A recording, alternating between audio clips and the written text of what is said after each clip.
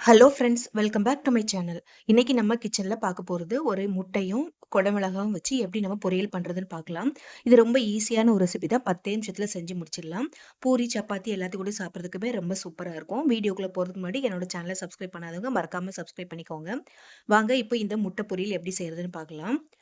அதுக்கு ஃபர்ஸ்ட் ஒரு அடிகனமான கடாய் எடுத்துக்கோங்க. இதுல தேவையான அளவுக்கு எண்ணெய் ஊத்திக்கலாம்.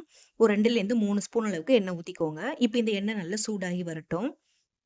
எண்ணெய் சூடானதுக்கு அப்புறமா இதுல 1 ஸ்பூன் அளவுக்கு கடுகு சேர்த்துக்கோங்க. இப்ப இதுல வந்து நம்ம வெறும் கடுகு மட்டும் தான் சேர்த்துருக்கோம். சீரகம் எதுவுமே நம்ம சேர்க்கல. கடுகு மட்டும் தாளிச்சா போதும். இப்ப இது கூட நம்ம தட்டி வச்ச பூண்டு, அதுக்கப்புறமா ஒரு 2 பச்சை மிளகாய் சின்னதா கட் பண்ணி சேர்த்துருக்கேன். உங்களுக்கு காரத்துக்கு எவ்வளவு வேணுமோ அந்த அளவுக்கு சேர்த்துக்கோங்க.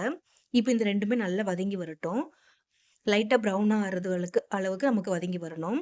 இப்ப வதங்கினதுக்கு அப்புறமா நம்ம வெட்டி எடுத்து வச்சிருக்க வெங்காயத்துல சேர்த்துக்கலாம். நான் இதுல 3 பெரிய சைஸ் வெங்காயம் சேர்த்துருக்கேன். இந்த பொரியலுக்கு வெங்காயம் கொஞ்சம் எக்ஸ்ட்ராவே சேர்த்துக்கோங்க. அப்பதான் சாப்பிடுறதுக்கு ரொம்ப நல்லாருக்கும். இப்ப இந்த வெங்காயம் நல்லா வதங்கி வரட்டும்.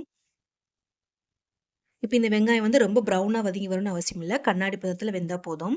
இப்ப இது கூட நம்ம இந்த பொரியலுக்கு தேவையான அளவுக்கு உப்பு சேர்த்துக்கலாம். உப்பு சேர்க்கறதுனால வெங்காயம் சீக்கிரமாவும் உங்களுக்கு வதங்கி வரும். இப்ப இந்த வெங்காயம் ஒரு 2 நிமிஷம் மட்டும் ஒரு மூடி போட்டு நம்ம வேக விட்டுறலாம். 2 நிமிஷத்துலயே நமக்கு நல்லா வதங்கி வந்துரும். இப்ப பாருங்க ஒரு 2 நிமிஷத்துல நல்லா நமக்கு கண்ணாடி பதத்துல வெந்து வந்திருக்கு. இந்த அளவுக்கு வெந்தா போதும். இப்ப இத நல்லா ஒரு வாட்டி நல்லா மிக்ஸ் பண்ணி விட்டுட்டு, இப்ப நம்ம எடுத்து வச்சிருக்க குடமிளகாவ இதுல சேர்த்துக்கலாம். நான் 2 குடமிளகா எடுத்திருக்கேன். நான் இன்னைக்கு பச்சை கலர் தான் சேர்த்திருக்கேன். உங்ககிட்ட எந்த கலர் குடமிளகா இருந்தாலும் சேர்த்துக்கலாம். இந்த மாரி பொடிசா கட் பண்ணி சேர்த்துக்கோங்க. அப்பதான் உங்களுக்கு சீக்கிரமா வதங்கி வரும். சேர்த்ததுக்கு அப்புறமா இத நல்லா கலந்து விட்டுக்கோங்க. இப்ப இந்த கொடை மிளகா வந்து முழுசா நமக்கு சாஃப்ட்டா வெந்து வரணும்னு அவசியம் இல்ல. ஒரு 3/4 பதத்துக்கு நமக்கு வெந்து வந்தா போதும். இதே ஒரு மூடி போட்டு ஒரு 2 நிமிஷம் மட்டும் வேக விட்டுருங்க. இந்த அளவுக்கு நமக்கு வேக வைக்கும்போது தான் சாப்பிடும்போது நல்லா கிரன்ச்சியா நல்லா இருக்கும். இப்ப பாருங்க ஒரு 2 நிமிஷம் கழிச்சு பார்க்கலாம். நல்லாவே வெந்து வந்திருக்கு. இந்த அளவுக்கு நமக்கு வெந்தா போதும். இப்ப இத நல்லா ஒரு வாட்டி கலந்து விட்டுருங்க. இப்ப கலந்து விட்டுட்டு இந்த முட்டை பொரியலுக்கு தேவையான மசாலா எல்லாமே சேர்த்துக்கலாம். ஒரு 1 டீஸ்பூன் அளவுக்கு மஞ்சள்தூள் சேர்த்துக்கோங்க.